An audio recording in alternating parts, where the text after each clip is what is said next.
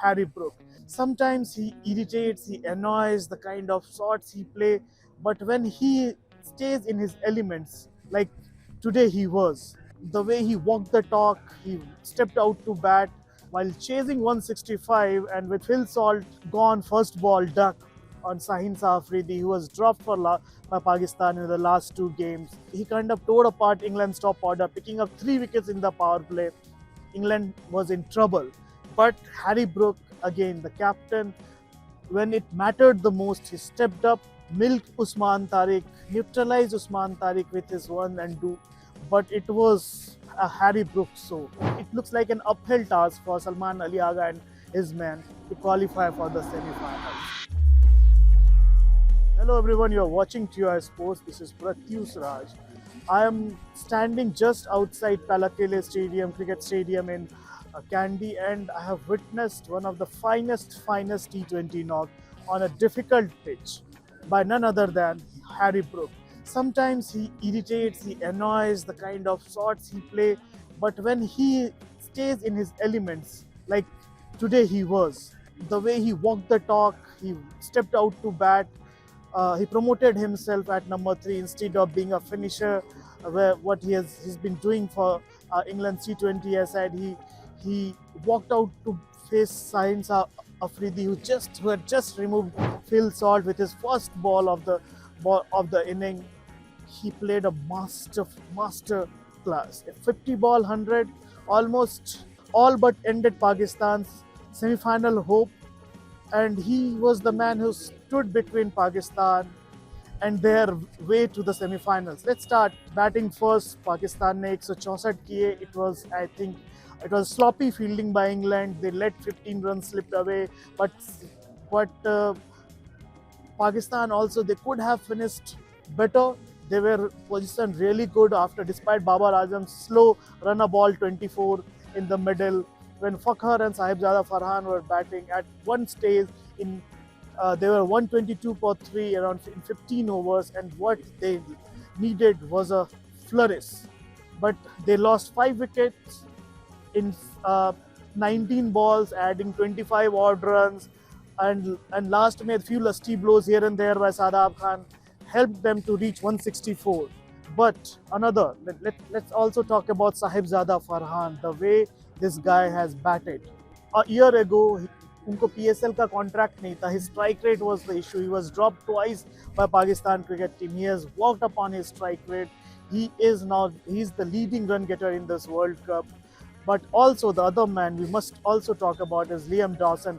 परसों pre-match press conference में उन्होंने कहा कि he is the most defensive bowler in this England's setup. He picked up 3 wickets. और कल मुझे वो Kandy Lake के around वो अपनी family को लेके walk करते हुए दिखे. I asked him कि how is it going? He said Kandy is his lucky place. He has bowled really well during England's 3-match series against Sri Lanka before the tournament, and he was really looking forward for this match, and he bowled well. Now, while chasing 165 and with Phil Salt gone first ball duck on Sahin Afridi, who was dropped by Pakistan in the last 2 games, brought back, and he kind of teared away. He kind of tore apart England's top order, picking up 3 wickets in the power play. England was in trouble. But Harry Brook, again, the captain, when it mattered the most, he stepped up, kept the momentum going, kept getting those boundaries, milked Usman Tariq, neutralized Usman Tariq with his one and two. Yes, Usman picked up 2 wickets, one of Tom Banton and Sam Curran, but it was a Harry Brook show. After Harry Brook was Will Jacks, he scored 25, and after that it was Sam Curran. So you can imagine the impact Harry Brook had in this knock. It was all Harry Brook और कुछ नहीं. मतलब Harry Brook के बारे में जितनी भी बातें कही जाती हैं, that he is someone जो next great होगा, is an all 3 format great हो सकते हैं. कभी-कभी the way he gets out, it kind of annoys the critics, but that's how Harry Brook plays. It's just like how Rishabh Pant plays. So, I mean, this was the first time I was watching Harry Brook live, and boy oh boy did he play some knocks. So let's talk about what is the semi-final lineup. England, they'll play New Zealand now next, and they are all but they have sealed their spot in the semi-final. Now the thing with Pakistan is that one game washed out, another they lost.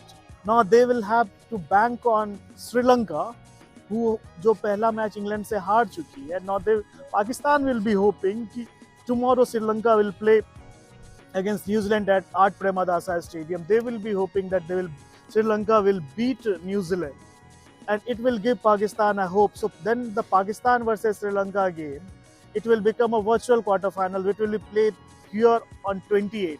But there is a catch. New Zealand too have 1 point, even though if they will lose against Sri Lanka tomorrow at R. Premadasa Stadium, they will have one more game against England. So if they will win that game, it is just pretty chaotic now. But for Pakistan, it is all but over now. It looks like an uphill task for Salman Ali Agha and his men to qualify for the semi-finals. Again, it was Harry Brook who stood between Pakistan and the win. England won the match by 2 wickets. It was a decisive knock. It went down the line, but the match was ended when Harry Brook took down Sahin Safridi in the 18th over, when he hit him for a 6 and a 4 and completed his century in 50 ball. For now, I'm safe to say that my stay at Colombo is over. I'll be heading back home on 27th, but I'll be in Premadasa Stadium in Colombo tomorrow to cover Sri Lanka versus New Zealand. Here you'll get all the live updates here. Sahil Malhotra is trailing Team India. He's in Chennai. I have 2 more days in Sri Lanka. I'll go and talk about Pakistan's performance and Pakistan's chances in detail before tomorrow's game in Colombo. For now, this is Pratyush Raj signing out. Keep watching TOI Sports. Thank you.